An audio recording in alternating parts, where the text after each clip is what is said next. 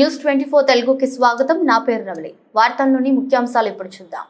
చిలకలూరిపేట పట్టణంలోని అడ్డ రోడ్డు సెంటర్లో వైఎస్ఆర్ కాంగ్రెస్ పార్టీ చిలకలూరిపేట నియోజకవర్గ సమన్వయకర్త మల్లెల రాజేష్ నాయుడు ఏర్పాటు చేసిన జగనన్న ఉచిత భోజన క్యాంటీన్ నిత్యం వందలాది మంది పేదల ఆకలి తీరుస్తుంది.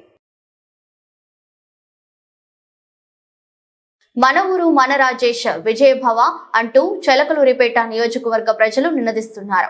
మంగళవారం భోజనం క్యాంటీన్ వద్ద 28వ ward YSRCP youth president Pathan Subani Khan, Shaik Karimulla, Shaik Amanulla, Shaik Shukur పలువురు పాల్గొని సేవలందించారు.